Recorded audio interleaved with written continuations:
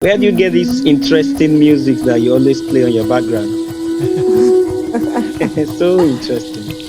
So we're here. We're starting in less than 7 minutes. For those of you who are just joining us, I want to warmly welcome you to the Ideas Engine Live Bulletin with Charlotte and Boo. Charlotte, are you ready? We'll be starting in a few minutes. Yes, Reda, I'm definitely ready and I'm excited today with the guests that we are having. So I can't wait for the countdown to be over for us at the session. Greetings to all those who will be joining us on Facebook. So we're counting down. As you can see, in less than 6 minutes, or a little bit more than 6 minutes, we'll be going live, sharing a fascinating story about how our guest, who works with the Clinton Health Access Initiative in Nigeria, was able to move his interlocutors from vaccine hesitancy to acceptance of vaccine. So he'll be sharing that story in just under 6 minutes. See you then.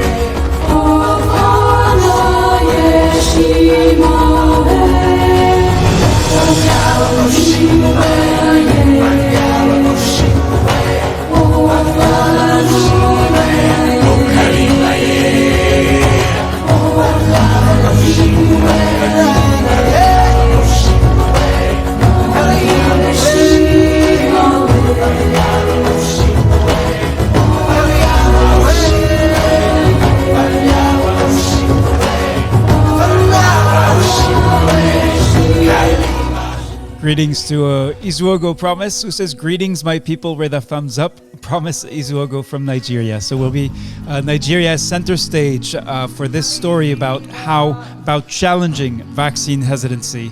So we'll be starting in just over 4 minutes with our guest, Rogers Kanee, who is part of the Nigeria Scholar Team, and we'll be talking with Charlotte and Boo. See you soon.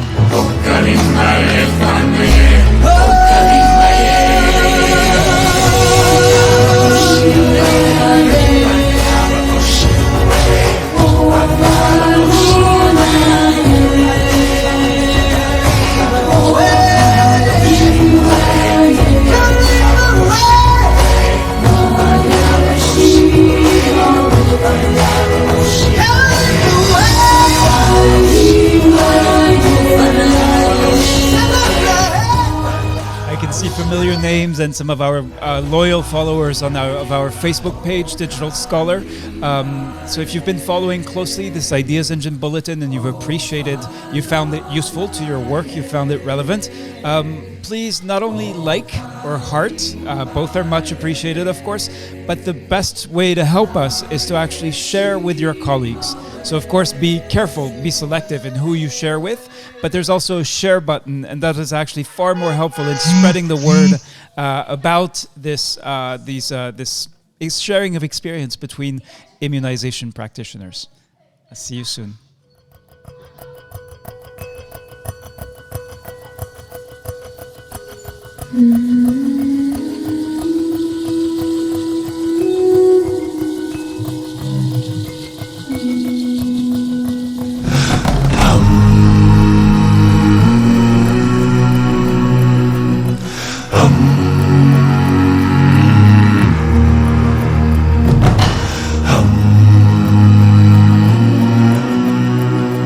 Fire.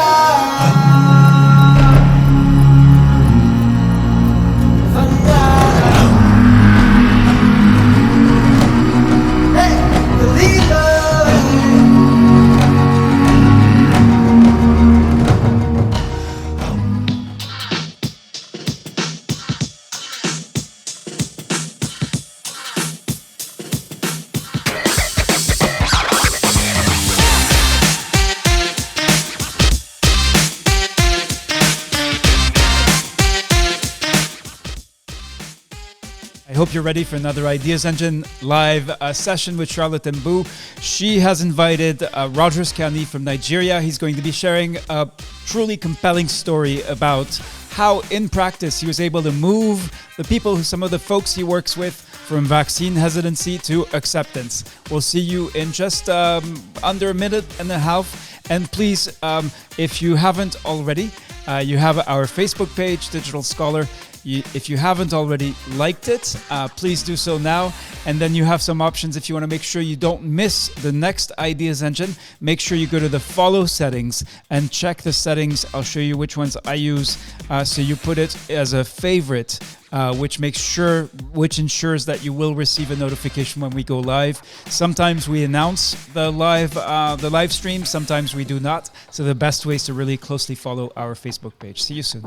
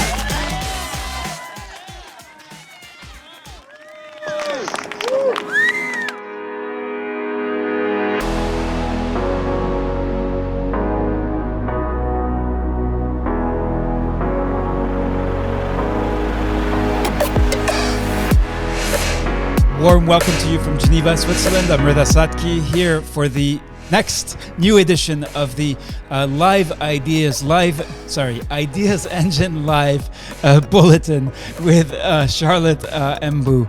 And I would just want to already greet several of the people who have joined this broadcast. So Izuogo Promise, who has already understood that our guest, Rogers Kanee, is from the Nigeria Scholar team. So we expect a strong Nigerian presence today. We also have Dr. Tanushri Mandal from India. Welcome, a warm welcome to you. Mercy Onu Peters. And Dr. Tanushri says, hello, Rogers. We are eager to hear from you. Would you like to say hello back? Yeah, hello, thank you. I also want to share my experience and hear from you too as well. Wonderful. And now over to Charlotte Mbu, who has invited Rogers Kanee to share his experience on vaccine hesitancy. So again, we're launching on Monday a peer learning exercise with more than 2,000 participants from all over the world, immunization professionals who've been fighting to keep vaccination services going and who are getting ready for what is coming for vaccination professionals with respect to the COVID-19 pandemic. Charlotte, over to you. Thank you, Reda. And I just want to greet all those who are following us on Facebook Live. It's always a pleasure to be here. And without wasting much time, I'm going to turn directly to our guest for today. And thank you, first of all, Rogers, for accepting my invitation. Please, can you just introduce yourself? Let us know who you are and what do you do? Okay, thank you, Reda. Thank you, Charlotte. It's been nice. Getting your invitation was quite very interesting and a noble one to me. Being with the Pair Hub has been amazing. I'm Kanee Rogers Bariture with the Nigeria Scholar team. I was former WHO LF that worked with the team to fight and eradicate polio from Nigeria. Currently, I'm a consultant with the Clinton Health Access Initiative on COVID-19 response. Okay, thank you, Rogers. So here we are talking about from vaccine hesitancy to acceptance. Can you tell us what happened? What was the background? What was the context within which you had this amazing experience? Okay, yeah. As I said during my introduction, some years ago, precisely this event happened last year. When I was with WHO as a LF, that is a local government facilitator. So I was posted to a particular local government called Thai local government in Rivers State. So my first encounter, I have to familiarize myself with the community, know the health workers. So in the course of my routine ROI supportive supervision, so in the routine ROI supportive supervision, it has two sections. One is where you meet the health workers carrying out the immunization activity, see what they are doing, ensure that what they are doing is okay. Then the second part of it is when you go into the community to do a community survey, where you randomly select household, 10 household, to check if those children in those households have been immunized, if they do come to the hospital, what is the perception of mothers to vaccination, what is their attitude to the healthcare providers and all the rest. So that's where we now do that community survey. So it was in the course of this community survey that I encountered this very peculiar and interesting case. Is a woman, a mother of four children, a mother of four children. None of her children have immunized. So luckily for me, that particular day, I went with the ROI FOCA, that is the routine immunization officer, responsible for that facility and that catchment area.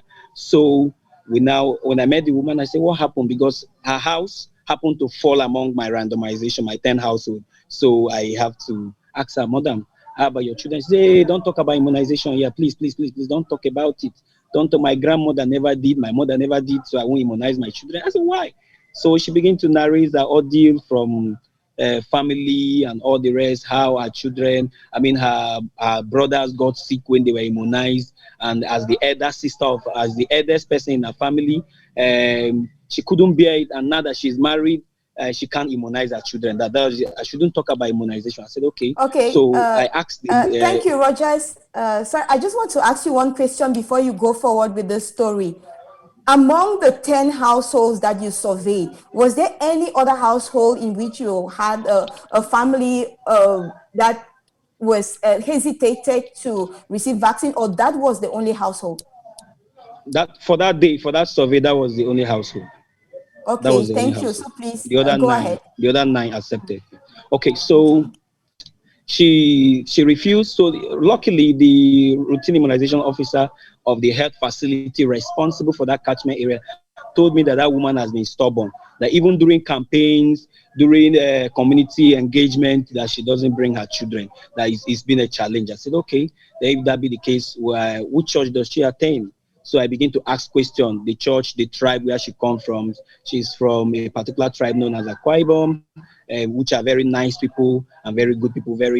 She's a very hardworking woman, a businesswoman in that matter. So perhaps history and like what she said must have led to her hesitancy. So what I did was to ask the routine immunization officer, let's go and see the DSNO. Look, let's call the DSNO. Let's call the medical officer in charge of that LGA. So they all accepted that that particular woman has always refused immunization. So and I said, okay, can we try engaging with the church where she attends, where she worships, and so what they did, it was that intervention didn't take place that particular day.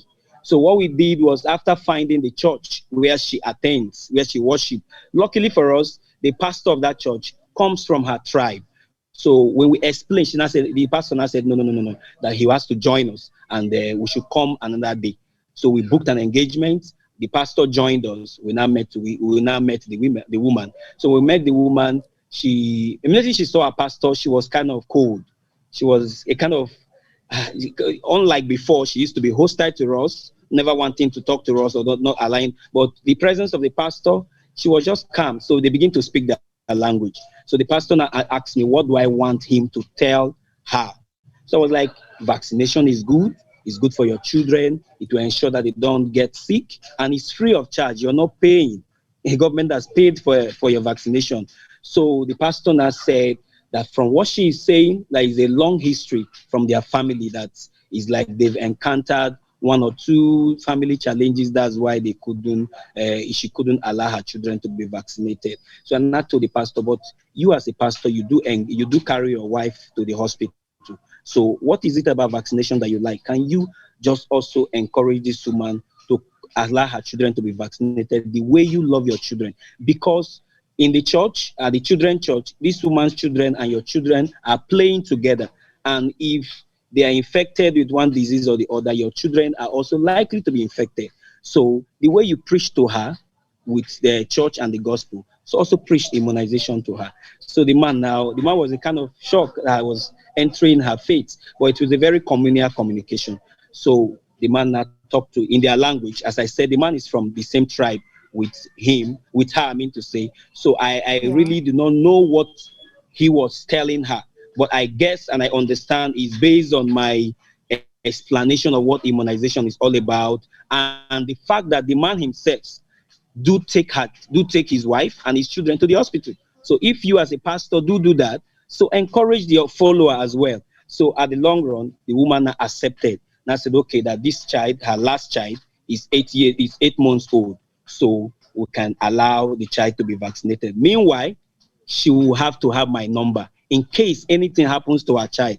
Then she will call me. Remember, I said then I was working with WHO as a local government area facilitator. So hearing WHO, there was some credibility, there was some level of acceptance. Is that it's not just all about the community now. The WHO is involved. So she took my number. That in case anything happens, she will personally call me and give my number to the police. And that it was me who said.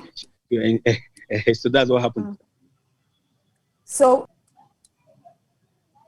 okay, thank you very much, Rogers. Quite an interesting story. So, one question I want to ask you is, did the child get? You said the child was about 8 months 8 months. old, so he had to be 8 months. So he had to be catch up on all antigens that the child had missed. So effectively, that's what happened. Yes. And Yes, exactly. So she then, did she ever get to call you? no, she didn't call me, but Did she I ever get to call you communicated with on the the phone? Since no, she she took your didn't. telephone. She didn't. She didn't. So if she didn't call you, it means that her child didn't have any problem. Is that what you mean? Because she said if the child had a Yes. problem, she was Yes, going to call you. exactly. She the Eh, child yes, she didn't call, but I was relating trying to find out about her through the health worker, the routine immunization officer. so, and if one more question I will have to ask you is, what surprised you about this whole situation? Yeah, what surprised me was the fact that she have strong respect for her pastor, they are her religious leader, and the fact that language is language created very strong affinity and bond between them. So knowing that the man is a pastor and they are from the same place, I believe and I'm sure she knows that the pastor will not tell her what to kill her or what to kill her children. So what surprised me was the fact that she was very calm and respectful to the pastor, to her religious leader, and the fact that the man is from the same tribe with her, unlike her previous behavior with us. And at the long run, she enrolled her child into the ROI schedule, and vaccination commenced, and she accepted vaccination. Thank you, Rogers. Reda indicates to me that you have a first question for on Facebook. So over to Yes. you, Reda. Thanks, Charlotte. So we're talking about vaccine hesitancy, which is the reluctance or refusal to vaccinate despite the availability of vaccines. We're speaking with Rogers Kanee. And the first question is from Tanushri Mandal. Actually, two questions. She wanted to know the ages of the four children. Were they all eligible for immunization? And actually, three questions. How did you do the follow-up of the immunization of this particular child? Okay. Thank you for your question. Very interesting. It was only the last child, as I said in the story, is the last child. She's a mother of four. The other three are above. They are no longer eligible. I think the other one was about 2 years plus, but it's the last child that was 8 months old. So that was the only eligible child that was immunized. And I followed up through the routine immunization officer of the health facility, always calling and following up with her because I'm to cover all the LGs, so I wouldn't be going there all the time as well. Great. Thank you. Back to you, Charlotte. All right. Thank you very much, Reda, and thank you, Tanushri, for those questions that I found quite interesting. Now, I know that was last year. That was before the COVID-19 pandemic. So I'm going to ask you, Yes. that is in the face of the COVID-19 pandemic, the world is looking towards the rolling out of a COVID vaccine. So what do you think needs to be done, in your opinion, in order to ensure there is acceptance of the COVID-19 vaccine once it is made available to the population? Oh, interesting. Thank you. For me, first and foremost, I feel research should be conducted, a kind of community survey. Let's know what the people think about COVID vaccine. Let's know what they feel before COVID, before the coronavirus pandemic. What was their acceptability to vaccine? What did they feel about vaccine generally? Did the COVID pandemic in any way have any Okay. have any did the Uh, COVID pandemic have any way to affect the acceptance to vaccine? So if we can do some preliminary investigation or assessment of the people, then we now need to also know the key stakeholders to be involved in distributing these vaccines in bringing the vaccines to the people. Like as I said in my own case, in my own story, community leaders are very, very important as far as especially in the Nigeria setting. Community leaders, religious leaders are very, very important. They are key stakeholders. They are very key stakeholders that will enhance vaccine acceptability. So, especially with the likely introduction of COVID vaccines that may likely come soon. So, religious leaders are very, very important. Community leaders are very important as well. But for me, first and foremost, there should be a survey. There should be an assessment.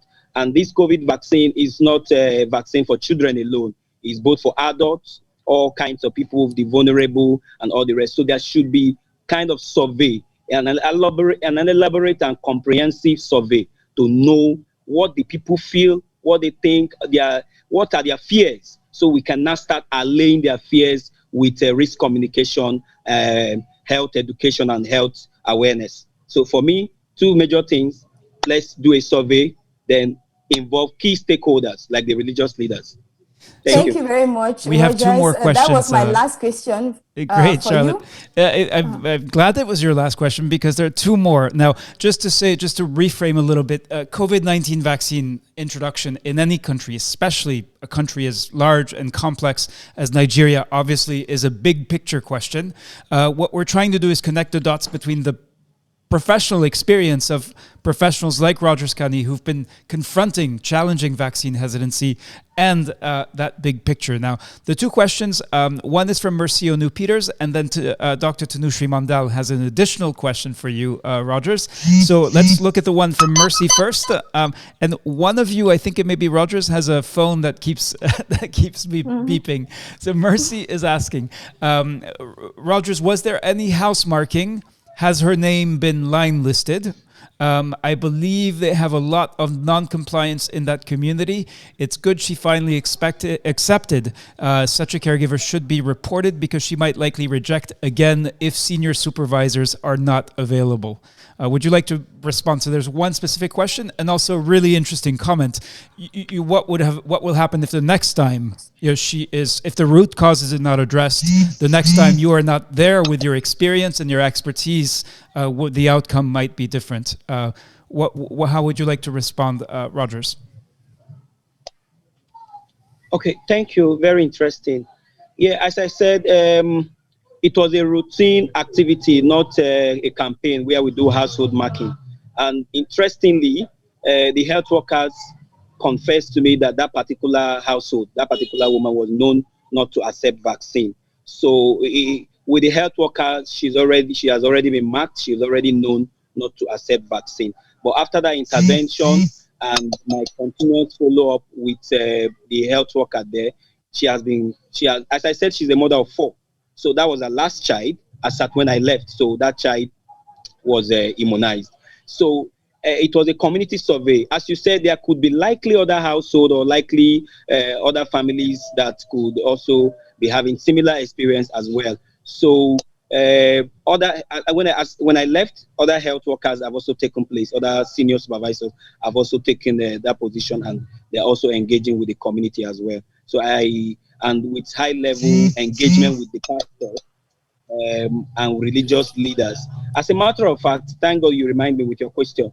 After that incident, when we have our local government monthly review meeting, it was not necessary for us to set up a WhatsApp group that will involve all pastors, all religious leaders in that community. So it was a way to reach out communication directly to the pastors so that they can communicate to their followers that look, immunization is coming, campaigns are coming, take your child to the hospital, whether campaign or not campaign, ensure your children are vaccinated. And there was a key message, as at when I was there was very also key interesting message we shared. The fact that your child can be infected while playing with other children in school. So ensure that your child is vaccinated and your neighbor's child is vaccinated. Ensure that you follow up with your neighbor. So it was a very strong message that we share with the women while doing community engagement and market awareness. Ensure that your child is vaccinated and your neighbor's child is vaccinated because it cannot stop children from playing. So that message, I'm strongly believe, is likely to spur a network of information within mothers. I know mothers has a way of mothers have their platform of communicating and talking. So that will also help, and the network of the religious leader and the platform we created will also help as well. Thank you. Thank you, Rogers Kanee, for that answer to Mercy's question on Facebook. Tanushri had another question, this one around the COVID big picture. She wants to know if you feel that COVID-19 vaccine will fare well, so be accepted, keeping in mind the shift and drift of the virus. So, like the influenza virus vaccine. So the prospect that people may need to take a COVID-19 vaccine once a year or perhaps even more frequently, or that there may be other characteristics, I would add, that could make things quite complicated. We don't know yet. There's lots of candidate vaccines. What's your feeling as a professional? What do you think? What's your sense of how the population you work with is likely to respond to such complexities around this new vaccine? Oh, thank you. This is a very interesting question, and it's one of those things that have been bothering me as well. The emergence of coronavirus came with a lot of what will I say? A kind of different perspective and belief. Some people said it was purposely injected into the world for some kind of political purpose. So in the nearest area I stay in Nigeria, let me not speak and say I'm speaking for Nigeria. No, I do not have such capacity to speak. But within my experience with caregivers and prospective vaccine receivers, they've always been saying, oh, this coronavirus is something that was just sent so that they will make money, people will make money, China and America is. So a lot of speculations about it. So that's why I said, for me, there are fears, there are disbelief, there are different speculations. So for me, there should be a baseline research, a baseline assessment. It is that assessment that will guide the introduction of the vaccine. That right. Assessment, to me, a nationwide assessment, will help very, very well. So by the time we do that assessment, know the fears and the worries of the people and how they would like to take it, either once a year or twice or thrice, or how they feel.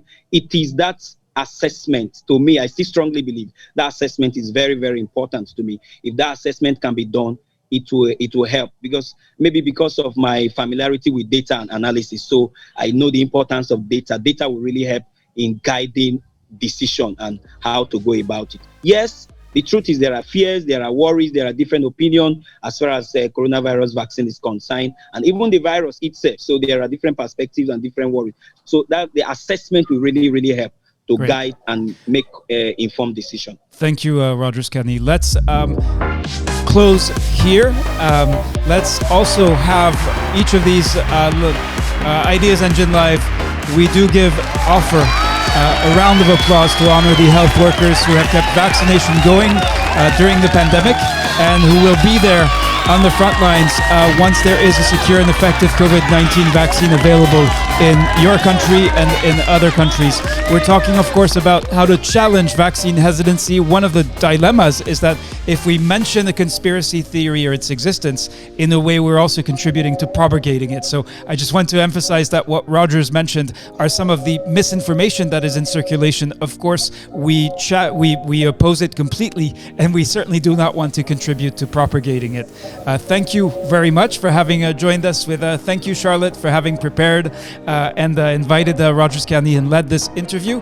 And we will be back very soon with more Ideas Engine Live, as well as some exciting new opportunities. We ask, if you haven't already, make sure you like the Facebook page. Digital Scholar is the Geneva Learning Foundation's page. You can see the live here. And the best way, sometimes we announce events and opportunities beforehand. Sometimes we just go live, and the best way to keep up is to really like our page and make sure the follow settings are checked so that we're amongst your favorites. That ensures that you'll receive the notifications for our upcoming events. That's it for today. Once again, thank you, and look forward to further engagement, further dialogue with you in the coming days and weeks. Thank you, and take care.